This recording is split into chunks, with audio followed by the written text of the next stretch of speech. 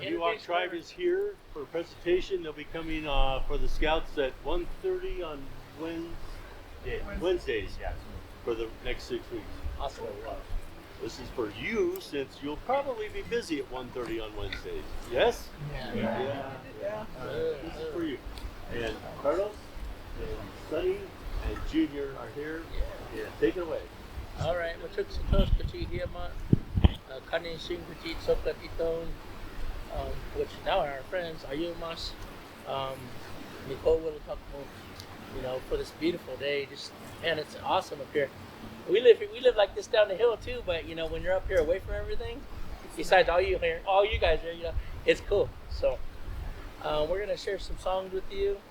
Cuz it's gonna talk about some plants, and I'm gonna bring out some dance riggings in relation to remnants or resources that come from the land of the Wale told the Earth's place, and got to speak with this gentleman here who knew somebody I knew from the Plains of Me-Wok, and who learned from a fluent speaker, Don Hankins, now Dr. Don Hankins, who learned from a fluent speaker from Amador County. So yeah, small world. So my cousin and I are going to sing a couple songs for you just to get the day going, and then they can introduce themselves. Go ahead. I left my Satosh Kanio Yase Ephraim Delgado Junior. Oh, goodness, this is nice. Wow. Anybody leave their keys? Hey, just kidding. It's in my truck. I was born in Oakland. I grew up in Martinez. I live out here in Tuolumne now for it seems like 9 years. And your mom worked where? A pretty cool place. Oh yeah, my mom worked for the John Muir National Historic Site. She worked, helped to get that Rosie the Riveter site going in Point Richmond, and also worked at a naval base out there, out Port Chicago way, past like Concord, California. For many years, I used to go hang out there in the naval base. Small world, huh? Eugene O'Neill and Senator, yeah, she worked for 36 years for the Park Services and did a lot of administrative things. And one of her proudest things was that Rosie the Riveter thing, and talking to elders who, worked in those factories, all those women that were removed from that place when the men came back from war, and it was hard to get those stories because they had resentments towards the fact that they weren't really acknowledged for all that hard work they did while in the world and fighting overseas and stuff. So it's hard to get some of those people to speak up about their stories. Yeah. So yeah, my mom was born out here in Sonora. Grew up in Tuolumne. Our grandma was born on the Tuolumne Reservation. So we're all related, as we all come here as family in a good way, huh? What do you do for? Oh, I'm a substance abuse counselor. I'm a cool guy. I get off that fentanyl. Yeah. Not you guys, don't ever but pick up the snake. So I do that. I do a lot of sweat lodge and ceremonial things, and I think recovery is just life. That's just the way I live it. So I get to go hike around and hang out and talk to people as going through. And I love to be outdoors, but I work in an office, so it's good to have opportunities to come out and share just some of the knowledge that I've learned over my days of wandering. From what I see, you guys all have a positive mindset.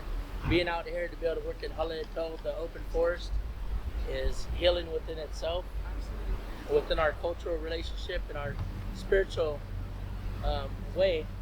Every one of these trees, just like we know, and there's stories about it, how these trees not only give us life and oxygen, but they're alive. They continue to grow. And so a native perspective is everything that you see in your surroundings is a part of Wale told the Mother Earth, and we got to protect her and take care of her and educate ourselves to be better, caretakers. But at the same time, each and every one of you being up here, and we got to go back to the madness, the carpool lanes and the fast tracks and this and that. I was just there the other day. Went and taught language down at a Sillamore conference grounds down there in Monterey. We was just there a day ago, and I can't say it enough that people that come up to the mountains and educate themselves, and I truly believe they take something back with them. And there's a connection. They're really connected.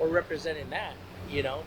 And then to the people, where we get these abalone shells from, the coastal Me-Wok and the bodega Me-Wok, bodega bay Me-Wok and the lake Me-Wok, we acknowledge them too at the same time. So that's the 4 directions. Tamale, Hishum, Chumech, Olawe. Very important. You don't want to leave nobody out, because you never know when you might need that person. You might be in their territory and ask them, hey, when I'm at that ocean, we know that ocean is very powerful. Ask that ocean, ask grandmother, grandfather, creator, you know, allow me to be here in a good way, humble way, respectful way. But also, don't let me turn my back to that ocean, because in a moment's notice, that ocean can take you just like that, because it's very powerful. You know, we're not in control, you know, we're just a part of what's happening. Same thing for the mountains up here. Even when my cousin goes snowboarding, he gives offering of tobacco. He sings a song or gives prayer, because he knows that there's things bigger than us as individuals, as Me-Wok Indian people, Me-Wok people, you know. And we got to acknowledge that there's a bigger power out there, you know, if you will. Whoever it is that you pray to, you're always giving thanks, right? So we'll share this other song with you, and then I'm gonna let my cousin talk, and after a while I'll just pull some things out, and you're gonna see its natural beauty and how the pechkata, the feathery, comes from this land, and how it's used for the rest of my life. As long as I breathe, this dance attire and these riggins are used. And then when I go, it goes with me. So, yeah. I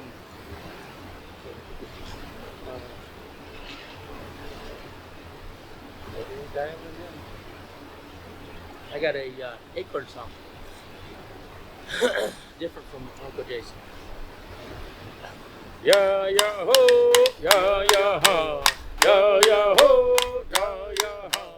Yeah, yeah, ho, yeah, yeah, ha. Yeah, yeah, ho, yeah, yeah, ha. Yeah, yeah, ho, yeah, yeah, ha. Yeah, yeah, ho, yeah, yeah, ha. Yeah, yeah, ho, yeah, yeah, ha. Yeah, yeah, ho, yeah, yeah, ha. Love we say we are hana. Love we say we are hana. Ya ya ho, ya ya ha. Ya ya ho, ya ya ha. Ya ya ho, ya ya ha. Ya ya ho, ya ya ha. Ya ya ho, ya ya ha. Ya ya ho, ya ya ha. Ya ya ho, ya ya ha. Ya ya ho, ya ya ha. Love we say we are hana. Love we say we are hana. Ya ya ho, ya ya ha. Ya ya ho, ya ya ha. Ya ya ho, ya ya ha. Ya ya ho, ya ya ha. Ya ya ho, ya ya ha. Ya ya ho, ya ya ha. Ya ya ho, ya ya ha. Ya ya ho, ya ya ha. Love we say we are hana. Love we say we are hana. Ya ya ho, ya ya ha. Ya ya ho, ya ya ha. Ya ya ho, ya ya ha. Ya ya ho, ya ya ha. Ya ya ho, ya ya ha. Ya ya ho, ya ya ha. Ya ya ho, ya ya ha. Ya ya ho, ya ya ha. Love we say we are hana. Love we say we are hana. Ya ya ho. Hey, hey. Oh. So, Switch. Hey, thank you. I'm gonna let cousin talk, and I'm gonna pull stuff out here and there, and just let you see it as he's talking. Oh. Havana? We need Havana. Turn up the mic, cuz. Turn up the mic. Okay, so again, I brought different plants. I didn't get to go gather this morning. Sorry, I went to Sweat Lodge last night, so I didn't get home till 1 in the morning from Mariposa. So you a sweat. So I got bags under my eyes and all this, but it was a really good sweat. I get prepared to do it. Everything we do is in preparation for the next, right? You got to plant the seed in order to get the little sapling and get the flower. Everything is preparing itself as it grows the buds to the flowers to the seeds and all those things. And we do always honoring that way of life in our lives as well as in our ceremonies, right? That song we sang first was a warm-up song, right? No, we call it a sit-down song, right? And that's just getting the vocal cords ready, getting preparation, calling out to the people. When they start to hear certain songs, it's like calls, and they know that people are gonna come out and start singing or dancing or coming together, right? Yeah, I'm gonna pass some medicine around and stuff. Don't worry, nothing here can hurt you, right? I didn't bring no poison oak or nothing. Or my stinging nettles is in a jar, so don't worry about that. And it's all dried anyways. We know you want some though. Yeah, you guys ever found yourself in a stinging nettle patch? Yes? Oh man, yeah. But I'm sure you would remember if you did. I remember I did one day. I'd been looking for stinging nettle for a while. I couldn't find any. I was walking around like I just didn't know where it was growing, and it's growing. Anyways, I was like out there and I was looking at these other flowers, and all of a sudden my legs started to burn, and I looked down and I was like, oh. I was like, is that it? And I touched it, of course, with my fingers like a goofball. And there's a lot of nerve endings in your fingertips and in the bottom of your feet and stuff. So my hand was numb for 24 hours. But then it felt good the next day, you know. And so this is not stinging nettle, just FYI. This is one of our most sacred medicines. This is so I picked this out of my yard this morning, and it automatically, once flowers and certain plants, they do not travel well, I guess. Sometimes, like you pull flowers and they just kind of start wilting. Sometimes, pretty immediately. But this doesn't really have flower. This has little. Actually, does get little yellow flowers, and it's about to start going to seed. This in our language we call cachine. Some Southerners they call it cachina, and this is Artemisia douglasana, and so it's basically from the Artemisian family. But in our way, here's a smudge stick that was my sister gave me, but she got from some Yoka people down South Madeira, and so they gave her this, and she gave it to me because we use this like when we're gonna have sweat lodge or ceremonies, and you know they'll take this to the fire and light the end, of course, and then wick it and knock the fire off of it, and then it'll just smudge and it'll just burn into smoke. Like we got a lot of smoke going on around here today,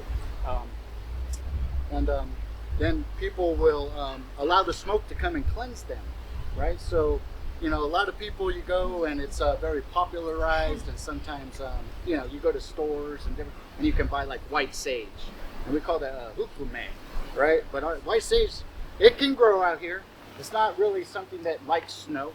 It's not but a lot of people will offer it and give that plant because it is a sacred plant, but it seems to grow more down south and more over in Nevada area and out that way. But this grows in abundance out here. You will see these stalks, and on the top of the leaf it's like this dark green, and on the bottom it's this nice white silver. So it's like two sides.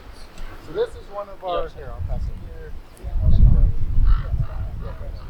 So if you smell it, that's fresh, and that will have a little bit because that was picked last year. That's awesome. Like I said, out in Madeira. And the tribes like the Maidu, the Me-Wok, the Yokuts, the Ohlone, a lot of the people, this is our medicine. This is our white sage, if you want to look at a comparison. You know, as I gave the elder at Sweat a month ago, white sage, and he's all, you know, it'd be nice to get some of our medicine. So of course, you know, so he ended up like with a bunch of big, because that's grows as tall as me. Right, so the wormwood is what it's called. A lot of people just call it wormwood. It grows as tall as me, and right now it's going to seed, so it's time to harvest the wormwood because you don't want the seeds on there if you're going to light it on fire, because seeds pop and snap and you burn your clothes or your fancy regalia, your feathers will burn and stuff like that if you're wearing feathers. And so to eliminate that, you know, you go and gather it. Started gathering about a month ago, really. But it's still good to gather.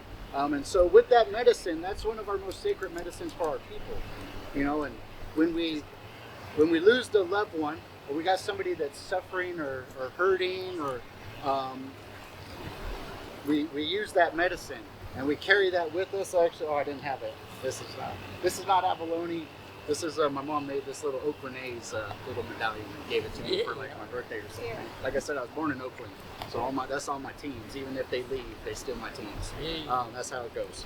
But yeah, yeah, they're getting ready to leave themselves. So when we lose somebody's sick, or we're going to go to the cemetery site, we're going to go to the hospital, to the emergency room, the ICU, because somebody got hurt. It happens, right? We're very fragile as people. We're strong, but we're also very fragile. We're mindful of that.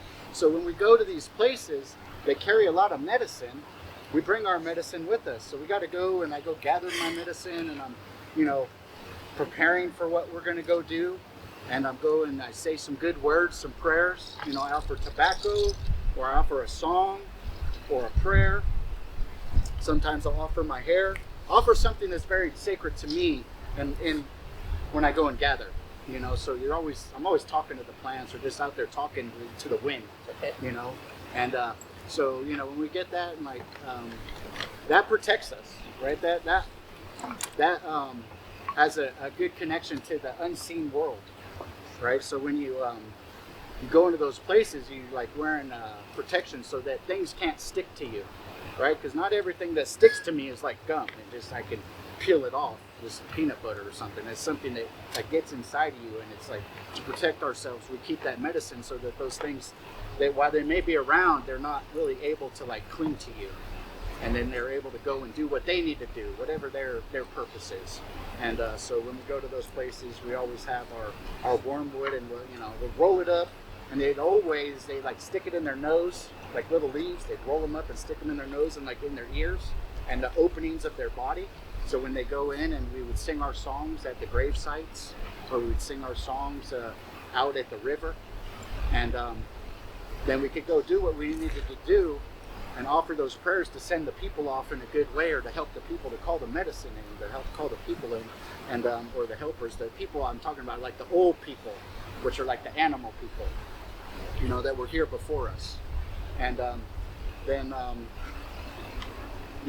we could go off, and when we're done, we'll send off the medicine to the fire and allow it to go to the unseen world, and because it was used with the purpose that it was, its special purpose. Like we all have a gift, and the medicines all have different gifts. Another thing, so when there's a woman up out of Sacramento, she's a herbalist, and she's she calls that women's medicine. So we don't say when women are having their time. We call it their moon time, right? People nowadays say that when they're on their time of the month, just like we call it their moon time, because just like every month there's a full moon, so that's the acknowledgement and the connection there. But that medicine is anti-inflammatory and antibacterial and stuff. So when you drink tea of that, and you would only drink a cup or two of some of the leaves, and it's kind of bitter, doesn't really have the greatest of tastes, right? But it would help with inflammation within the body, right? So when women are having bloating and cramping and stuff, they would drink that wormwood tea, and it would help with them through that process. They don't really drink it when they're pregnant. They could drink it when they're about to have birth to help with the process of the menstruation. But other than that, if they're pregnant, they wouldn't drink it. It has a property in there called thujone. Now, the other one is absinthe that they used to drink and they banned for a while. It has the same properties within that medicine as there. And I always think it's got those two sides, so it connects the physical world to the unseen world, as it has that dark green side, and on the bottom it has that white silvery side, right? So those two is a telltale sign of how the medicine is actually the properties of it, or the purpose of it, right? Connecting those two together, one you can see and one you can't. But yeah, also, so the men would go sweat. Back in the day, we had a chapuya, which is a sweat lodge, and the men would go sweat, and it's dug into the earth, and it's covered and thatched over with some sticks and logs and cedar branches and all that. And the men would go in there, and the men were always sweating. And it wasn't sweat like I do today, where we go and heat up a bunch of soapstone volcanic rocks and pour water over them. Like that's what we did last night. And the old sweat lodge way was just going and getting wood, and it would be a dry sweat. So the men would go get all this wood, and they'd go into this little lodge. It's like this little opening. You have to crawl in, army crawl into there, and you'd go get in there, and it'd just be men, and they'd be singing their songs or saying their prayers, but they put the wood on the fire, and it'd get real hot, and they had like a little smoke hole on there, and they would sing their songs, and it wasn't like who could like lift the most weights. Like we go to gyms nowadays and this, that, and the other, and that was like the strongest guy is who could lift up like, your washing machine and move it over there, lift up this table by himself or what have you. It was the guy who could withstand the most pain, right? Pain was a measurement of how strong you were. So when you get in there and it's an intense heat, the man who's like getting the fire the hottest and could withstand all that was like the strongest man, or even the strongest woman. Carlos was talking about went sweat in Arizona, and the elders stood up in the lodge and they're pouring the water. Bishop, sorry, yeah. They sweat, big sweats out there in Bishop, those Paiutes. And so, so that after they would go sweat, they'd jump in the creek. Then they go sweat, and then they jump in the creek. And they continued to do that throughout the day, and they wouldn't be eating. They would just be, purifying their bodies, right? It's a purification lodge. We call it a sweat lodge, but it's more of a purification lodge. And then when they were done, they would take that wormwood and they would rub it all over their bodies as if you smelt it. It had a nice pungent smell to it. And it grows in abundance around here, like what we call waste areas, which are newly freshly torn areas, and they just like to grow in that freshly churned soil. And they grow through rhizomes, just running through the top. Just branch out similar, like I said, through. They don't really dig their roots in. So if you ever try to gather some and you just go to pick it like that versus cutting it, you'll pull the whole root system out. And it's good because you can take that and plant it in your yard. If you don't have it grown in your yard, that's what I did. So it grows in my yard now. Because when they built the house where we live, they uprooted everything and built the house there. So they remove a lot of medicine when they do things, Anyway, so they would rub that on them, and then they would smell like the wormwood, and they would be able to go and hunt, right? And so when they go hunt, they're putting on the protection, but also they're removing their smell of the man, the people smell, because animals know what we smell like. It ain't just Old Spice and whatever the heck you guys like to put on it. We have a certain scent, and the animals started to identify with that after a while, after they realized that people were hunting them. Because at first they were like, oh, people, cool, because they were here first. And they were just all friendly. And they would come up, and they were always in the village sites or whatever. Like, hey, they weren't bothering us. We weren't really bothering them. So they would like come up, and you'd be like, hey, get out of here, deer. Get out of here, geese. They'd be those big flocks, big herds. Now as you see a couple deer, you're like, whoa. Back then it would just be like big moving herds of deer and elk that would run around here. And geese and everything. They were like, get out, you could just like throw a rock and hit them. They were just like right there. They're grown ups. But the men would get that smell, then they would go hunt. And you could get so close to these deers when you wouldn't smell them. They had these very nice deer heads on. Just a deer head with the antlers, like a male buck. And they would get real close and creep in with their bows and stuff. And it would be real funny because the deers would be sitting there doing their little real timid thing. And then they would like look because they'd hear something, and the man would be sitting there and be like, he'd look too, like he was part of the herd, and he would do that. He would mimic what the deer's herd was doing, and eventually they'd look away, and he'd be like getting closer and closer, so he'd be like, he could shoot him, or he could get close enough to get him with like an obsidian blade, like he'd be right next to him, like that. And there's your food, and of course you say your prayers and take it in a good way, and try to utilize all aspects of that creation of life in order to honor it, as well as for your medicine to make it stronger. You're bonding with that animal when you take it and ingest it, right? So let's see, pass some more stuff on. Okay, so here is some Kamiya flower tops, which is in bloom now. Kamiya in English is known as yarrow. So here's just flower tops of yarrow. It's probably growing around here wild. So if you go to the store, you can buy all kinds of yarrow. Fuchsia, yellow, and this, that, and the other, reds and stuff. And those are all hybrids. And the white flowers are the ones that grows traditionally and wild out here. And yarrow is a very good medicine. My auntie just calls it Indian tea, right? Because they would drink teas of everything, right? We didn't have all these fancy ways to make all these different types of medicine. So a lot of stuff would just be ingested through teas or washes on the body and stuff. So that plant, if you look at the Achilleum millefolium,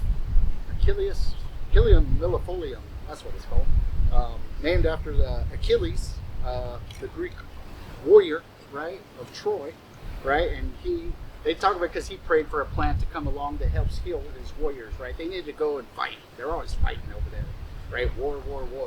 And so he prayed to his Greek gods for a plant that could help them, his warriors, get back in the fight faster, right? So that was the plant that was gifted to them in a sense. But it's been growing out here. It's antiviral, antibacterial, it's anti-inflammatory, and I forget the word, I can never say this weird word, it's like anthropomorphic or something like that. It means when you drink it or ingest it inside your body, it goes to where it needs to go. Like it has like its own little guidance system, and it knows if like you drink it and it goes into your belly and into your digestive system, and you have like a hurt toe, it goes and sends the medicine down like to where it goes to help heal. And which is very neat. But you can also use it as a topical, right? So I use it as a tea and a wash, and it helps heal and it helps clean and gets the bacteria out of cuts and stuff. So sometimes I'll just take the dry flower or the dry leaves. Millefolium means 1,000 leaf in Latin, and so each little leaflet is made up of like all these little leaflets. There are lookalikes, but if you look at these three plants like poison hemlock or Queen's Anne's lace and stuff like that all side by side, you could definitely identify yarrow from the tree quite easily. But if you didn't see the three next to each other and you went out there, because it's called poison hemlock, and yarrow grows about this tall, little white flower tops, umbels, very nice. And poison hemlock grows like this tall, or taller than me, and has these purple spots all over the stalk of the plant. And when you see that, don't eat it, don't touch it, just leave it alone. Because it's poisonous.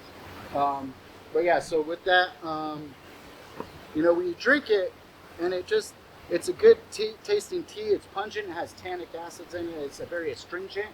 So if you put it on your skin or something, it'll dry it out. So that's one of the uses, or it has a lot of uses for that plant. I like the way it tastes. I drank a cup of it yesterday before I went to sweat, and I feel great. But I don't drink a lot of it. Sometimes when people drink it, they say it has this thing called photosensitivity. So they say for people that are, I don't know what the word is, more pale, more light skinned, right? Obviously you probably sunburn easier anyways, right? But if you drink a lot of that tea in abundance, you can become more photosensitive and more susceptible to sunburn if you go out and long hikes and sit out there. So if you drink a lot of that tea. Let me see. Somebody took my sticker off. Okay. So this is my, it says it in English. Elderflower. And it's nice, like little whitish, yellowish flowers. They get more yellow, obviously, once they dry. But when they're growing on the tree, they're more of like a real light yellow, a white that's a real light yellow. Very beautiful flower. And so, like we were singing, and Carlos was using the bamboo takata clapper stick, and I was using his ongpayu clapper stick made out of elderberry. Right? Here's a piece of elderberry. Just a little branch that eventually is going to be made into a clapper stick. Try to find straight shoots. And right now is not really the time to go and gather the shoots for clapper sticks. Because right now they're in the flowering stage and the berry stage. So you go with what the plant is doing, right? So eventually the plant will lose all its berries and lose all its leaves come the fall, late fall, winter time. And that's when it'll be time to go and gather the shoots from the plant. Because it's already done what it needed to do and offered the berries and the flowers to the people or to the other animals. And so the old clapper sticks were really long, I have like 2 of them like that. And they didn't have really windows in them. So they have these gaps to make it so it flexes, and then sometimes they catch like this. Yeah, they're big like that. That's the big stick I'm talking about. So elderberry, that's the flowers. here's a bunch of berries, all dried. Right, so I gathered these out of Shingle Springs area, which is up past Jackson and stuff, up in El Dorado County. Thank you, Cuz. The only part we use the sticks, you know, and inside the plant it has a toxin inside of the whole elder tree, and it usually likes to hang out. You'll see it on roadsides up here when you drive up and down. You'll see it by noticing these clusters or umbels of these beautiful yellow flowers, which will eventually become like dark berries, and they're like black almost or dark blue, and then they turn a lighter blue after they've gotten ripe enough, and they've actually got like this. It looks like they're oxidized on the outside, and they so the berries that I've got are like oxidized, or like a lighter color, and that's like some pectin on there. If you ever make jams or something, that aids to it. But just you can go get pectin packets. But use some apples. They got a lot of pectin on them. They got apple elderberry jams. They're very delicious. Inside this stick, right? It's got this like cork or this pit inside of here, and that's what gets hollowed out. Always they would get like a hot stick, fire stick, or they get an arrow with a little flint napped blade on it, and they would like run it through there and dig that out. My cousins, they'd be funny. They'd be getting like wire hangers and stuff and going in there and getting all crazy. I cheat grandpa. I have a power drill, and I just go with the long drill bit, right? And I keep for me, I like to keep the handle solid. I don't get the pith out of there. I debarked the whole thing. So you want long, straight shoots that aren't, sometimes it wants to grow and twist like that. And if you get a twisted one with the grain and you go to split it, the split will go twist. Because I have a couple that are like they go like that, so I have to shake them a certain way in order to make them clap and snap together. So also my cousin's like, you can use that pith. I'm like, oh yeah, what do you use? He's like, that's usable. You go and use this like a sponge. So he would get that out of there, and you could take it to the water, and you would soak it in the water, of course, and it's like a little sponge. And you put it in your little pack, and it'll hold the water a little bit. So when you're wiping on the trail, eventually you can grab it and go like that and get a little bit of water in your mouth. Just like hold a little bit of water. What I like to do is go to the mocha shoot, like you have a manzanita plant over there, right? So I get the mocha shoot, and you take the leaf out of there, right? Always you get a button, you put a button in your mouth, right? I don't put a button in my mouth. I need it for my shirt. So I'll go get the leaf and make sure it don't have no like bugs or poop on it, right? Because the birds live hanging out in there, or spiders like hanging out in there. But you take that, maybe wash it off a little bit, and then you just put it in your mouth. And it'll help create more saliva in your mouth. So when you're hiking on the trails, because we didn't used to have cool Super Duties, we would walk everywhere. It wasn't until the Spanish came and brought in the horses, right? And then they had to steal them anyways to get them, right? They weren't just giving away horses. So everybody walked everywhere, and all these village sites around here are like permanent village sites that families would come and gather at and get their medicine and crack their acorns and get their pine nuts and get their little tubers and roots and corms and everything, and their flower seeds. And they would just hang out there, and they would always crushing up their medicine in these chaussées, in these pounding rocks or grinding rocks. This, up here, there's one at Pinecrest up there. And so they're always cracking those, and and another family would show up, and you'd welcome them in, and you'd hang out for a while, and then the one family would leave, and the other family would stay for a while if they needed to. But we would just kind of migrate around. We didn't bring our teepees with us. We just built umachas, cedar bark houses that would stay as permanent structures as long as they lasted, and then you would just get new ones by using bark from the chapahai there, which is the incense cedar. And so that's you get the big ones. Sometimes the trees would fall and they'd rip the bark off, and then they'd lay it in a conical shape, with the opening door, and you could make a cattail or a tule mat that would be like a door that would open and swing, and it'd have a smoke hole at the top, and you do all your cooking inside of there. And that was our houses. So the berries and the flowers, are the edible piece of the elder trees or plant. And they are diuretic, they are diaphoretic, and they are immune stimulant plants in a sense. So what's diaphoretic? Who knows? Sweating. Huh? Sweaty, yes. I love to sweat, right? So I've tempered my body with sweat lodge, so I don't sweat too much, thankfully. Yeah, but in sweat, you just naturally sweat. But yeah, so you get a little sweaty. So what you're doing when you have a tea of the flowers or a tea of the berries is you're raising your body temperature, right? So in a sense, when you get a virus, right, your body starts to run a fever, right? Your body knows what to do. It reacts to when you get sick, and it starts to heat up to get those things out of you, burn them out a little bit. And so when you take the elderflower tea and you drink that, it tastes pretty good, but also it raises your body temperature up like 1 to 2 degrees. And then so you'll get that virus out of yourself faster, just maybe a day or two faster. You won't be as sick, right? I remember there was a girl came to see me back when I had the little temperature gun, and everybody who comes into the building, I got to hit them in the forehead with the temperature gun. I say, 99 degrees, sorry, 100 degrees, you can't come in. You okay? Yeah, I'm fine. There's one girl, she drank a tea of elderflower and 2 other medicines. I forget what they were, but I was like, man, you're like 100.3. She's like, huh? I said, are you sick? You can't come in. She's like, huh? Hold on. I said, we'll wait a couple minutes. I'll take your temperature again. Still hot. Okay. She's like, no, I was not feeling good, but my uncle gave me teas. And I was like, she told me what it was. I was like, oh, your body temperature's up. Okay. You're not sick though, right? Like you don't have a flu or something, right? She's like, no, I feel better. I said, okay, come on in. We'll just hang out and do groups. But so it will raise your body temperature up a little bit and help with the sweating. Also, the leaves and stuff, it could be used as an expectorant and stuff. And the cool thing about the berries is they're real purple. If you pick them fresh, they're purple and they'll stain your fingers.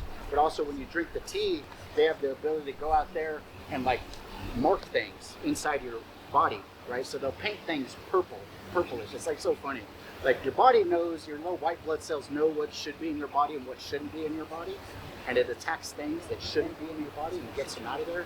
Well, this elderberry tea, it's not like a thing that cures you. It's a thing that strengthens and brightens up your immune system, basically. So it's in there tagging things and it makes it easier for your white blood cells to identify them. So it like raises your IQ of your immune system, but it's also immunostimulant in that. I like the way it tastes. It's very good. I make just tea with the berries and water, and I boil it down, and I create, instead of an infusion, which is a tea, I create a decoction, which is where I boil the water down a little bit more, and so it makes it a little bit more heavier and get more of the constituents out of the medicine. And then I just bottle it up in little water bottles, like little empty water bottles. I don't have them. And then I put them in the freezer. I leave one in the fridge, and every day I'll take just like a teaspoon of elderberry water. It's kind of bitter and tart and stuff, but it'll help me throughout the winter seasons and stay healthy and stay well. Any questions you guys got? Give him a chance to catch a breath, and he's got a lot more to add, of course. And you guys got any questions pertaining to dance attire right here, the feathery, or you guys hike out there and see milkweed and dogbane and probably make cordage. There was a gentleman here last year. Remember, he was really good into making cordage. Remember that? Forgot that gentleman's name, but he liked that cordage, and he liked that I had a whole dance cape net of it, which we call matakila, and then the flicker band here we call it tamakila in relation to the horns, and then because this is they call it achach, because it comes from achachu, which is the magpie, and you got some what the reed, the natural reed that you get, or specifically we like to talk about the shoulder bones, what allows us to make the sulepa, and so it helps with our dancing. But yeah, just giving him a break for a minute, and he's got beautiful medicine. So this is Carlos's dance attire, right? This is what he dances. So this is like men only. He's the only one that wears those, right? Yeah. Unless he's got a younger. I share with the dancers. He shares with the dancers who don't have dance regalia. He'll rig them up. Soon we'll have Sunny with all her gear, and she'll be able to bring it up here and show you, which kind of have some deer skin, some buck skin in relation to. There's a certain way that they make that. I have 4 daughters, so they all have that. And then you got your beadwork, it's been around for a long time. They call it ho'oto, which is from the clam beads, or it comes from the hasunu, which is the abalone shell. But at the same time, then we have an elder down there at the reservation of Tuolumne, Sakanimut, that makes bone beads all the time, just beautiful bone beads. And so anything that's hunted, and not just hunted, there's prayers to be made. There's sweat lodge time that you're going to get in that chapuya, and you're going to pray for that. Things just don't come easy. It ain't like the drive-through. You just order it and you get it. No way. You need to be worthy of what you're receiving, and that for the rest of your life that you're breathing, these things are going to be a part of you, and even so that you're going to be feeding them. Because in our way, when we're dancing them, they're still alive, and we're representing them as a bird, whether it be a quail dance, a rabbit dance, a bear dance, which they just had a bear dance cousin went to. I don't go over there too much. It gets really busy, and I'm more of a smaller community kind of guy. But then you got your maple, you got your willow. He talked about the mokashu or the pala, which has resources to use for the horns. Then you got your snow goose or your we like to use meat-eating birds for our dance capes, but a lot of times turkey's easy to come by, and it's not really the dance riggings that makes the dance. It's the songs and the dancers. And you're no longer representing yourself. You're representing the old ones of this land. They call them the Hoyatis, which are as this wind blows through here, that's the ancestral land coming through and protecting us. And that's our belief system. Just because you can't see it doesn't mean it's not there. And that's how I truly feel. Our lessons, I'm 47 going on 18, and our lessons of the roundhouse people of who we are dates back thousands of years, and stories and stories and stories, which my cousin and I did a story at a California American Indian Education Conference, and it took us about an hour and 45 minutes just to tell the story in the language. So things were meant to sit down, and a fire always being burning inside the roundhouse or anywhere where you're gathering, and the hayapo would be the captain. We don't have chiefs, we have hayapos, which are captains, and they would oversee everything that's happening in our village. Of course, there's villages up here, up by McCormick Meadows. They call it Kawanucha, houses in the middle. And Shelley Davis King and Arvada Fisher and Phyllis Montgomery, who's passed on since then. And a lot of our elders went up there, and a lot of our men went up there and worked. And there was a lot of evasive things that were up there. And of course, that thistle comes through and messes things up. And the AA, the grapevine comes through there. Not the grapevine, but the blackberries come through there. But sometimes it overtakes things, and it's not always so good, for Mother Earth. And so it's okay to get rid of some of that stuff, but also control burns. When we was talking about that individual having natural control burns. So what they're doing up here, and it's making all this smoke, it's okay as long as you're not breathing in that poison oak and all that stuff that's bad for you.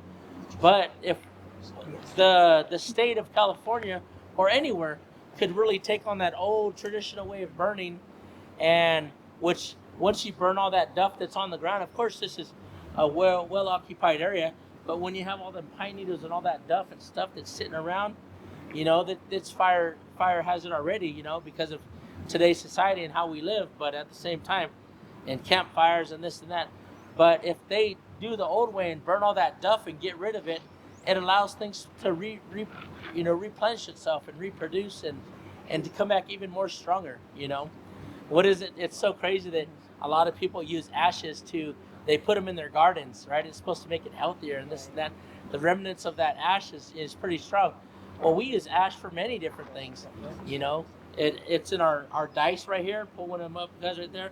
The walnut dice right there, and you get the walnut dice, and then you got that ash and that soot, and then you get that the sap from the trees, and you put it together, and it creates this dice game.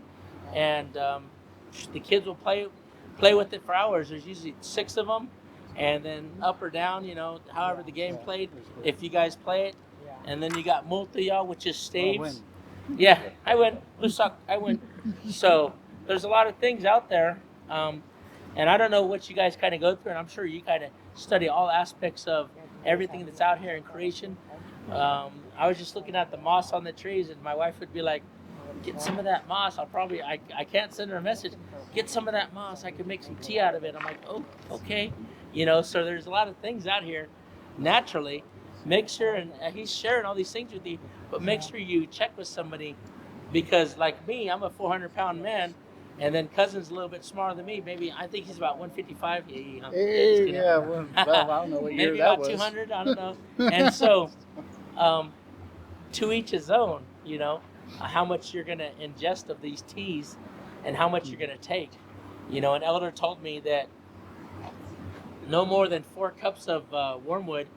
Anything more could turn into almost like an hallucinogen. So you got to be careful and mindful of what you take in.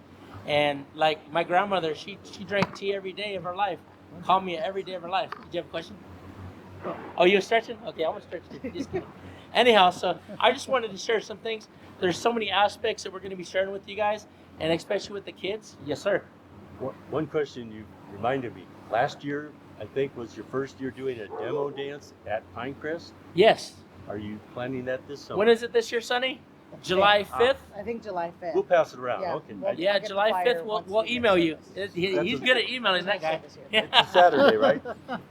Yes. Is it a Saturday? July 5th? Yeah. Saturday. 7 p.m. We're supposed to go dance over at Kashaya Pomo in Lake County area, or up by Ukiah, and then come back for the dance that Friday. So I'll let you guys know. Yeah, last minute. Sorry. Hey, geez, So we just got done going to a big time, which we call them big time. The northern Me-Wok, the Tomaletos, they call it Kolte or Koltenich. But we over here in Tuolumne, we call it Kotemu. And so that's what we call a big time in our gathering. Years ago, our people used to meet up, and we bring our pine nuts from this side. We'd bring our deer hides, our buck skins, coyote pelts, whatever it may be. In some cases, cougar pelts. Not so much bear. We don't believe in hunting the bear because they look just like us when they're they're unskinned, and plus they're on top of the food chain.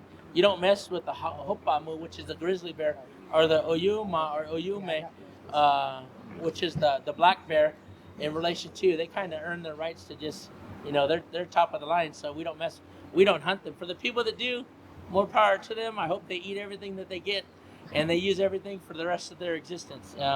That's how we see it. That's how things are perceived from a native perspective.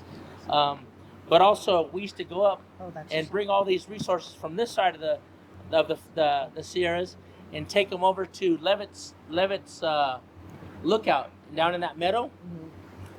Anybody been up to Levitt's Lookout up there? Right, just that side of Sonora Pass, huh? It's on the right. You got a nice little lookout point where there's a meadow right there. And the Paiutes would come over, and the Paiutes would come over, and the people from Bishop would come over. The people from Walker River would come over. The people from Bridgeport would come over, and it's really crazy. What a small world. I was down at UC Berkeley doing some language research and this and that, and one of the gentlemen, Mr. Linton, goes, "Hey, do you recognize this language?" And I go, "I do recognize them words in that language." And I said, he goes, "Well, this gentleman was this Paiute speaker, but he was also half Me-Wok, and so he spoke Me-Wok too." I said, "Wow, what a small world." And so they would all meet up there. They call it a fandango, and I know down in Southern California it's kind of universal. People adapt to different beliefs and different ways of gathering, and so they called it fandango up there, and they would meet up there and share all this beautiful resources. And of course, they got more abundance of the pinyon nut, right? They would bring the pinyon nut over, and they have a lot of great rabbits, rabbit furs, and that's kind of like where the rabbit blankets came from. And so they made some over here too. So in relation to what they did and what we did, it was kind of all universal. Of course, different years of gathering and getting your resources through the elevations, things start changing. And in the colder months, you're not going to see a lot of that stuff as you would down in the lower. It more likely stunts its growth up there. You won't see a lot of snowflowers down this way, but you see them up top higher. It's beautiful. So always when you're out there, look around and always respect the lopare, the hotangya, the wokali. the rattlesnakes because they're part of this environment too. So yeah, don't try to catch them. I seen some guy on TV try to catch him and he bit right through his own mouth, and got him on the hand. And so I hope you don't be catching those snakes. Anyhow, any questions yet? No questions? Yes, sir. Taking a look at this dice, how do you actually play with them? Okay, so we have 6 dice, and you have what they call hilo, which are 10 counter sticks. And you're gonna grab the dice, and there's gonna be 6 of them in your hand, and you're gonna throw them. And when you throw them, you're gonna be 3 up or 3 down. So if you got 3 up and 3 down, that's 1 point. But if you have all 6 up, that's 2 points. And the same thing goes for multiya. Do you have multiya here with us? We didn't bring those staves. The staves too, which is almost like you cut 6 pieces of shafts of wood, right? Grab that, grab that, and you cut that in half. And there's going to be one part that's going to be oval, and there's going to be one part that's flat, and one part's colored and the other one isn't. And the same thing for that. That's a girls' game. But in today's society, we're trying to educate our children any way we can, because a lot of outside influences are happening. The TikToks and the liwa iko kachi, just like that. Something small that you speak into, or liwa totona, something that you speaking from far away, which is a landline phone, or I'm going to call the computer the lupetu, which is the brain, and stuff like that. So then you got the Ataman machine, all the cars, people are got to go to McDonald's, got to go to Starbucks, got to go. Anybody want Starbucks? Hey, I know you do. Don't lie. Just kidding. Yeah, just messing with you. Anyways, I like Dale. So there's a lot of things out there. So abalone shell. On this belt right here, you're going to see the cloth been around for a long time. Abalone shell in certain colors represent certain dancers and certain times. One thing that's pretty cool is, through trade.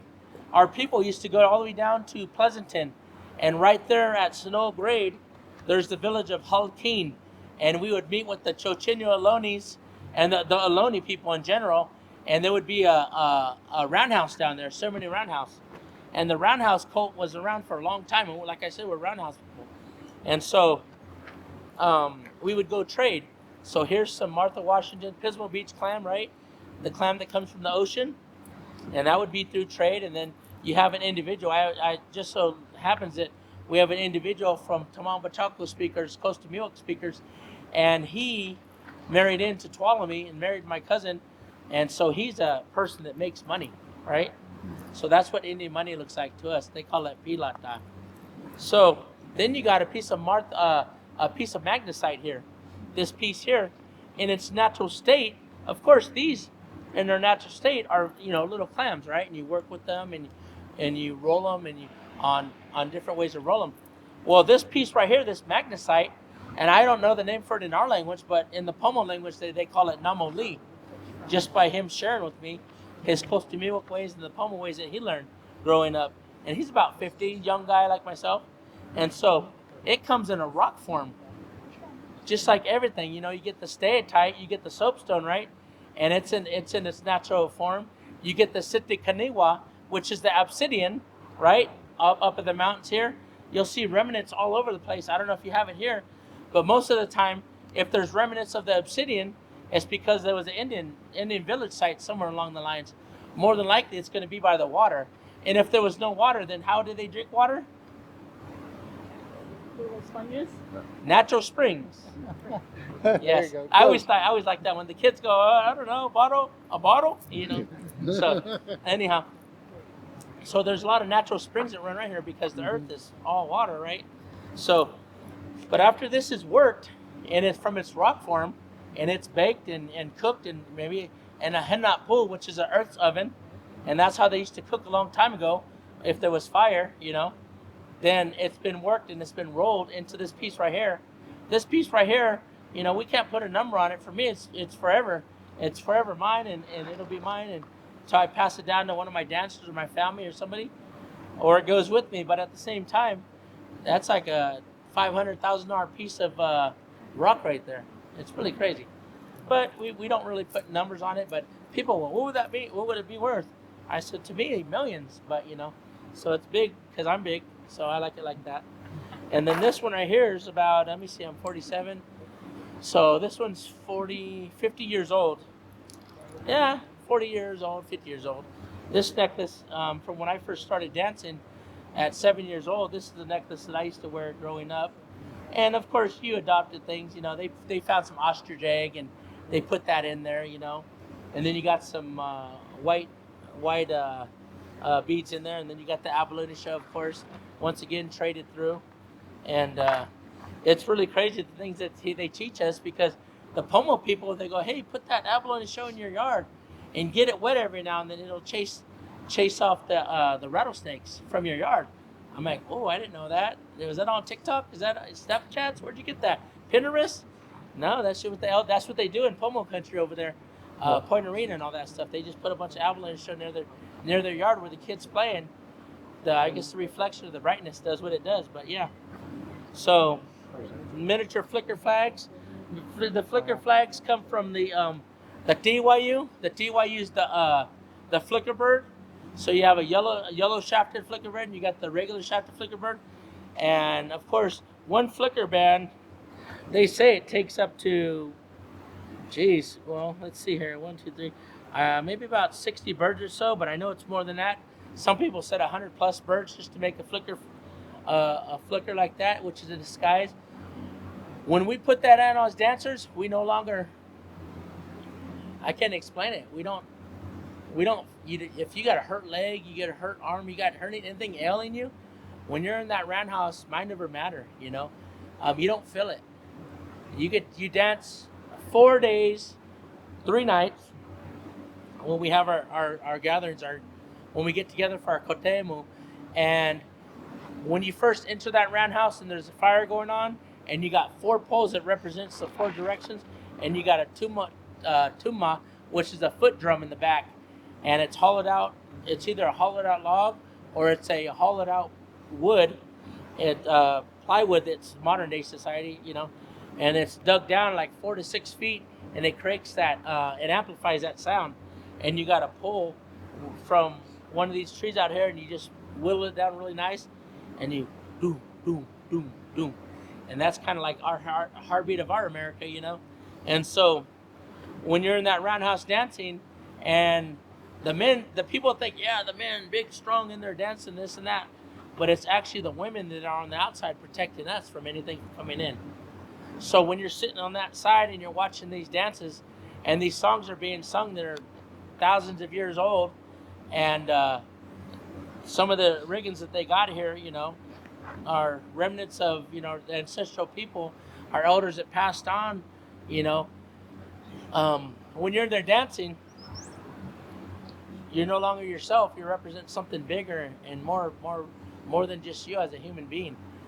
And that's our way of belief and our thought process. And so it just so happens that, people that are hurting or they're ailing, they sit in the corner chair that's by that door. And that way they could leave if they have to, if it's too hot or they can't take it, if there's too much smoke or whatever it may be.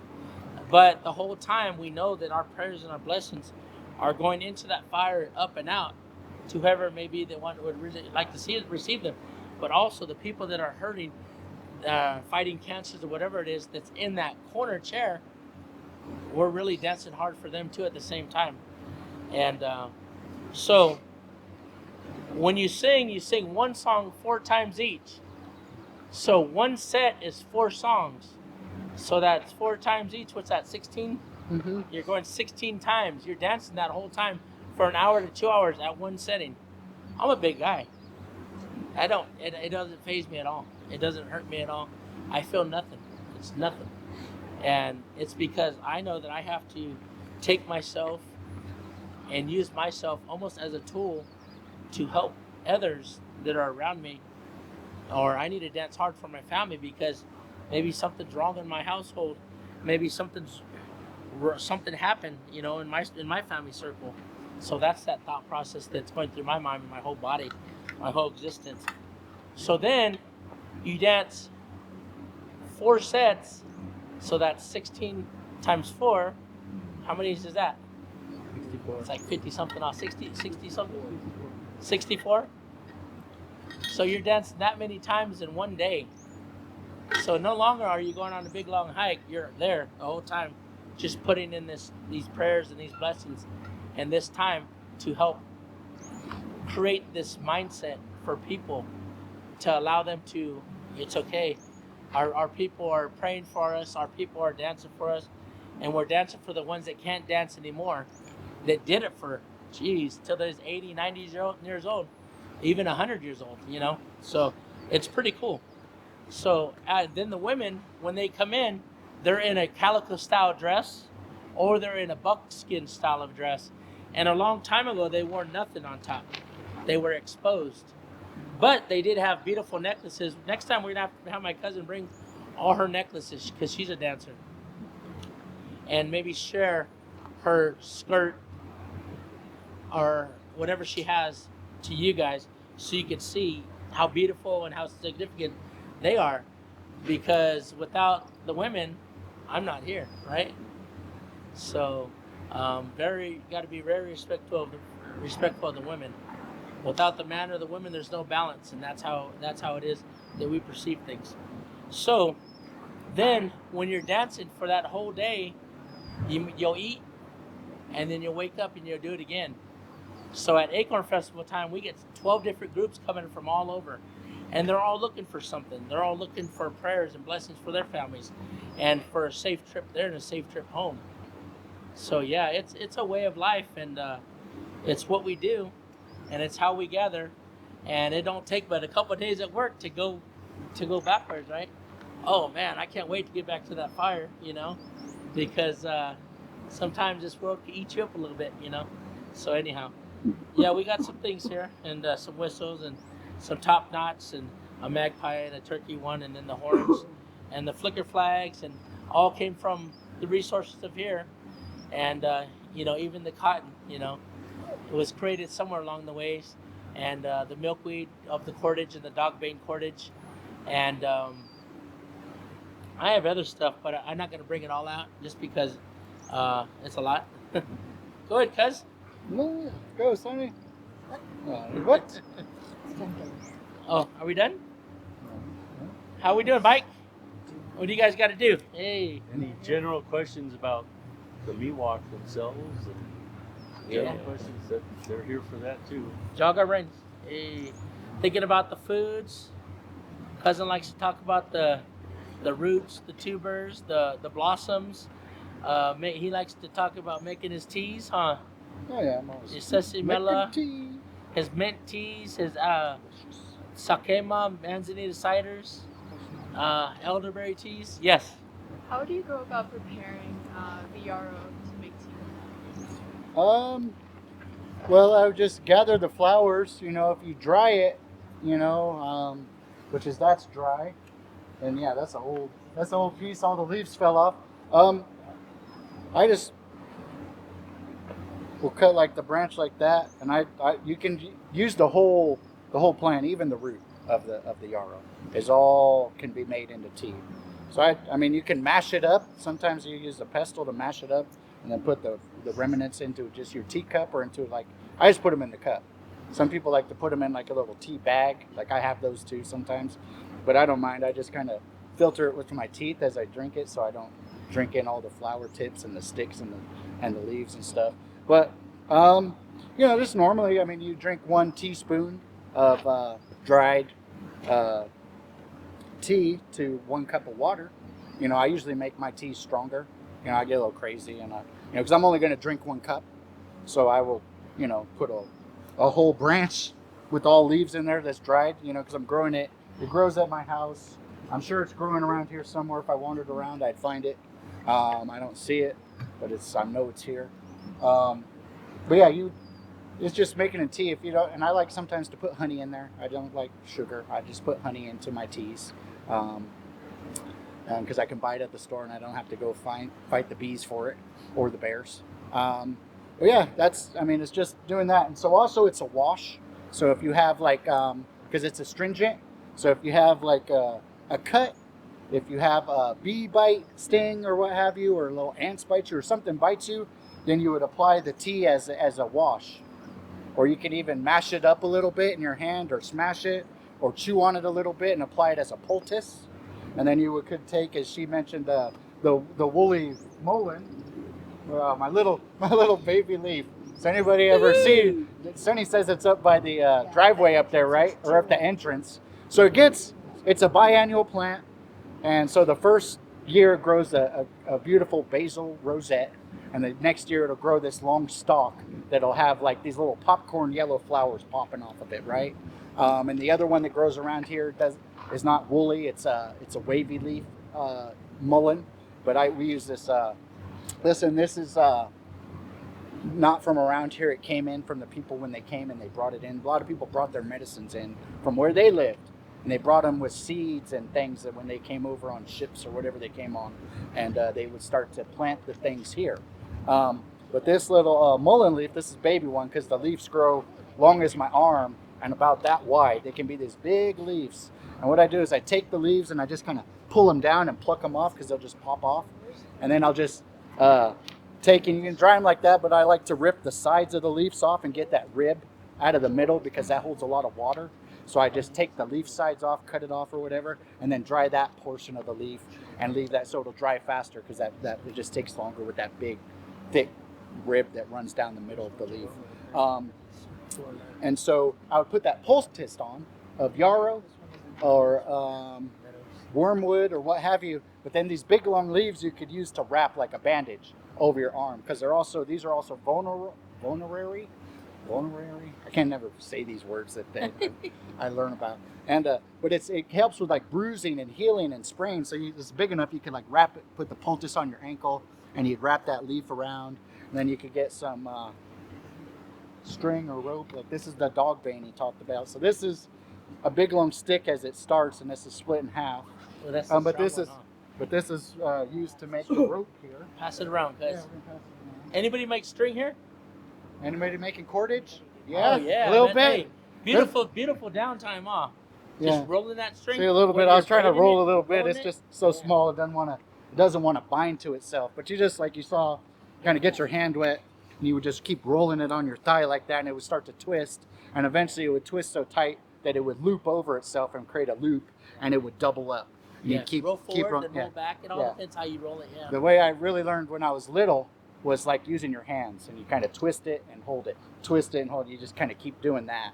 And if you ever see elders who are basket weavers, their hands are like that. They're like their hands are really bent sideways because they were always using their hands to weave baskets and do all these different things. And their teeth would be real little because their teeth were used to always bite on roots and things, as well as when you were pounding the acorns and pounding all the manzanita and stuff in the grinding rocks, which is granite. You would also get some granite in your cornmeal or in your meal of your acorn. And so they would be eating that when they would eat their food. We're very lucky to go to Yosemite Meadows and be able to pick this stuff. Yeah. And so their teeth over time would get kind of worn down and would be real small. So one of the dentists just asked me when I got my teeth cleaned, she's all, so do you like mash your teeth or you do this, you do that? I said, I don't know, maybe. Because she's like, your teeth are kind of flat, And I said, I don't know. I eat good food.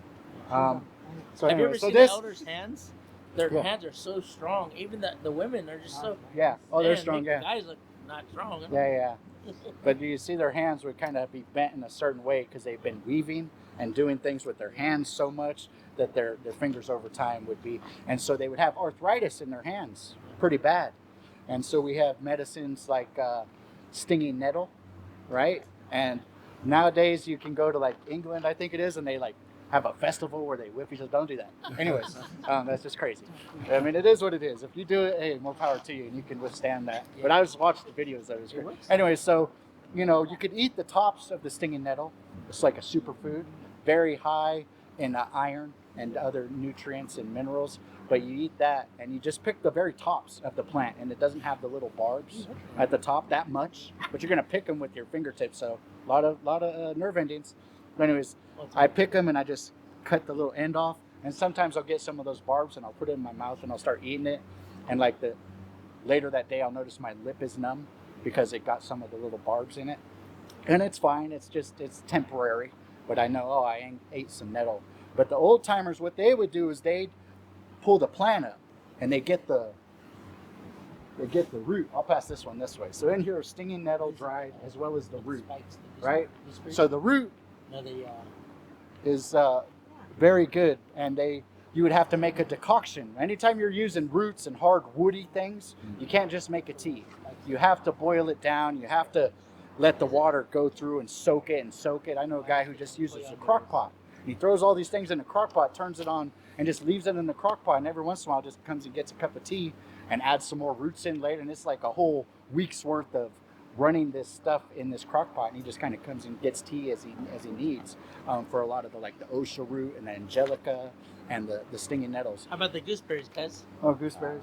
I think You guys eat the gooseberries? How do you eat them?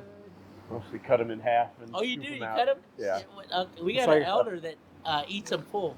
Yeah, you just I pop don't them know in your mouth. I think he has dentures. I don't think he has. Yeah. Oh No, my. you pop them when you get it, and you could roll it on your teeth, Yeah. on your back teeth, right there on your molars and stuff, and you roll I it a just little bite the bit, tip and push and then the you pig out. squish it just like that, and it'll squish out, and then you can get that and spit the outsides out with the splines out. But that's how they would eat them, of course. Or you could just take them and smash them and get them like that with the rocks and stuff. It's not as cool though. So this, so that, and they would, instead of, you can make a tea with the whole plant. You can hit yourself with it. Like if you have bad knee, you could kind of whack yourself. I'm messing up my mullen. Whack yourself with it, and it'll sting. You'll get that acid in there. I forget what it's called, like salicylic acid in there, and it'll create like this burning sensation. But then the next day, 24 hours later, it'll be soothing. And so if you have arthritis, that's what they would do. They would take that and go through this burning and pain in order to get relief for like 30 days or whatever it is. They would get this, they wouldn't have arthritis in their joints for a month. But so once a month they'd go and but the old timers, they'd take the root and boil the root down and make a decoction, and then they would bathe that area that was arthritic with the water from the stinging nettle root. And so they would just wash with that, and that would get the medicine into their body that way, and that would help with arthritis. If you have We have a elder Time's that up. speaks. We have an elder that speaks about. Okay. There's a place down at the Wakal which is the Rivers place, down at Twalmley, out towards Cherry Lake, and there's a crystal cave out there that we know about when we was little kids. But we were told not to mess around with caves because they used to bury our ancestral people in the caves and stuff like that. And so people be going out there, and I'm like, oh, I talked to this elder today, the last fluent speaker, and she's all, oh, you're not catch me in there, because that's where their final resting place was for some of them, or in the ground naturally. And her father speaks of this place, and it's all in the language, and he speaks of this place of they call him a gentleman. Not everybody worked with crystals, and so I always find it a pretty cool story because a lot of people have crystals and there's different things about it. But in relation to, they call him the hongome, and the hongome in relation to is with your knee, right? And we're probably talking about rheumatism and arthritis and all kinds of stuff, right? And having to do with crystals because people, the healing of crystals and medicine like that, and people use it for many different ways. I can't state how they use it, but there was a specific individual, they call him the hongome, and he was the only person that was allowed to work with any type of crystals. So we had different type of people. We had people that could koibes, or they could suck the illness out of you, right? And we had people that would heal you, tuyukbes, and they were doctors. They call them doctors, if you will. And then we had people that could get you sick and get their enemy sick. So that's why a lot of people in our ways, they won't ever leave their hair anywhere. They won't leave it anywhere because they believe that someone could tuyuk you, get you sick. And that's funny because Captain Charlie from Wasama, over there towards Oakhurst or the other side of Mariposa, he says, yeah, I don't want no one to tuyuk me, and I'm like, dang, cuz like that. And so we'd always be talking about that, but it's true, sometimes, people have that ill will towards people and they'll do many things to, fulfill whatever their negative desires are, to make you sick or harm you in any way.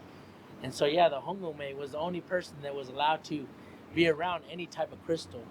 So even still to this day, I don't mess with them because it's not my teaching. I wasn't brought up like that. And the people that were born into medicine were born into medicine. It ain't something that you just came to be. Ta-da! You know, I'm that person. You know, like my cousin and I, we believe in these things, and we believe that they're going to help you. You know, but there's the old guys that were really, woo, they just had it like that, and they never spoke of it that they had that medicine. They just were. And the elder had spoken there, and I've heard it many times that there was a lot of people that, oh yeah, you know, they could do this, but the ones that really did it just did it, you know. So, but yeah, this is really good to be able to share with you guys and to share different resources that we have and different materials that we have. And my cousin really is connected with what he does, and it helps him in so many different ways, and the people around him too at the same time. And he still works with elders that are teaching him and will continue to teach, because I have an uncle that says even at the age of 80 years old I'll still be learning.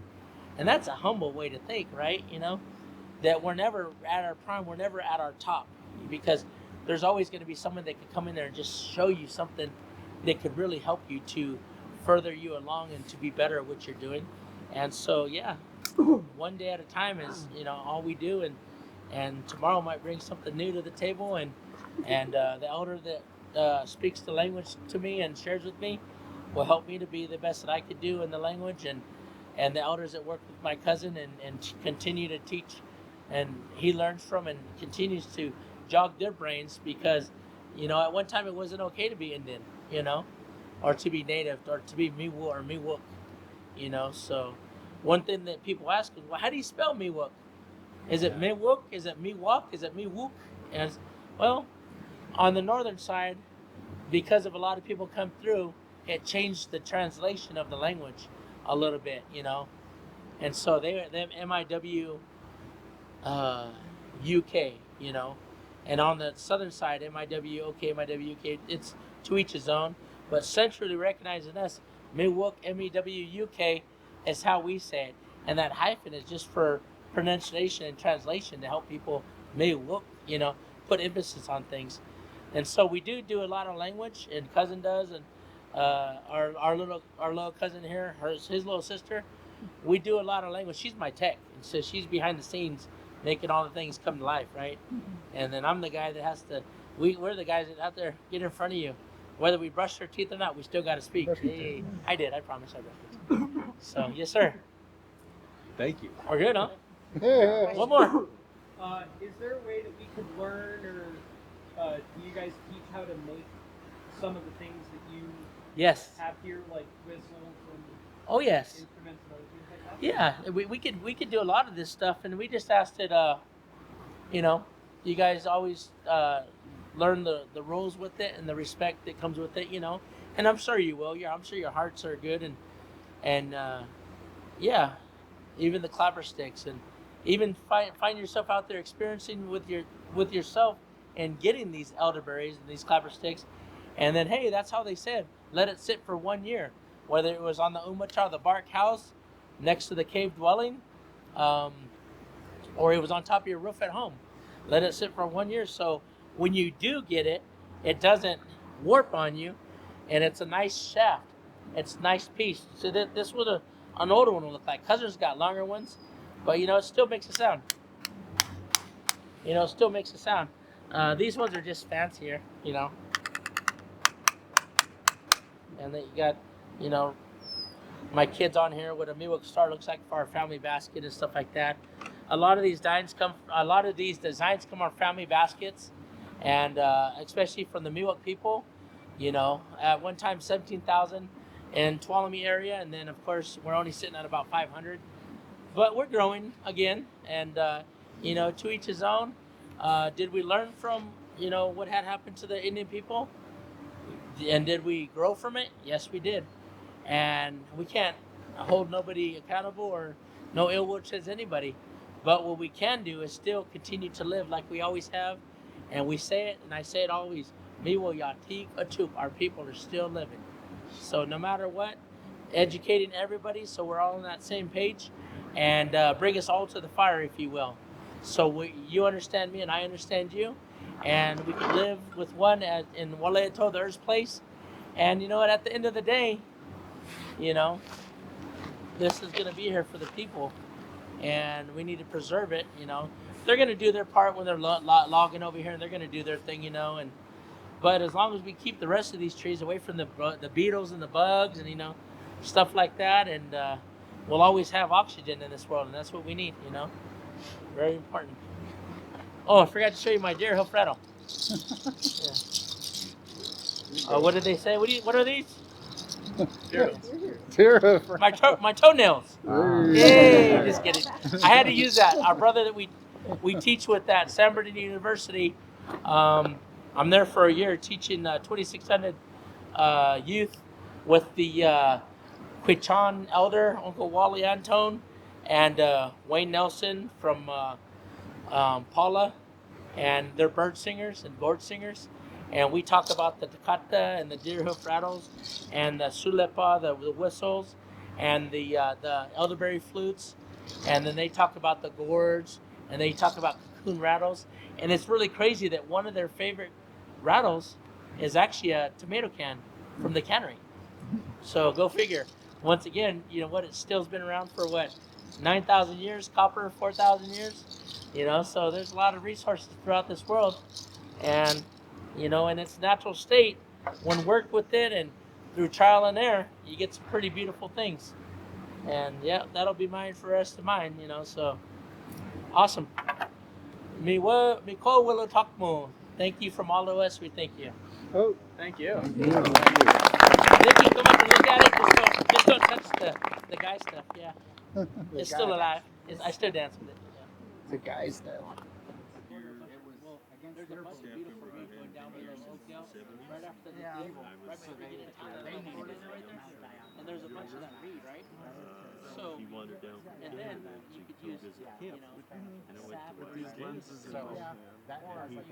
we could make whistles, and you can make longer. We got these ones that are called train whistles. So you could imagine when you're dancing for hours, and for a long time, and you're dancing, and you're having to blow through this thing. Pushalam sulepa. That's just the cruise, right? Then they got a single step. Right? And then you're flicking your head, you're going. And these horns are shaking. And you're representing the birds, right? And then you're flicking the cape like the back of the bird, when he goes leads on and comes up. So then you stop right on beat. And so yeah, I'm a big dude, but I'll dance all day every day, and that's just how it is. That's just, I've been doing it since I was 7. I'm a late bloomer. Because once our kids could walk, they were dancing. So 6 months, they're dancers. Yeah.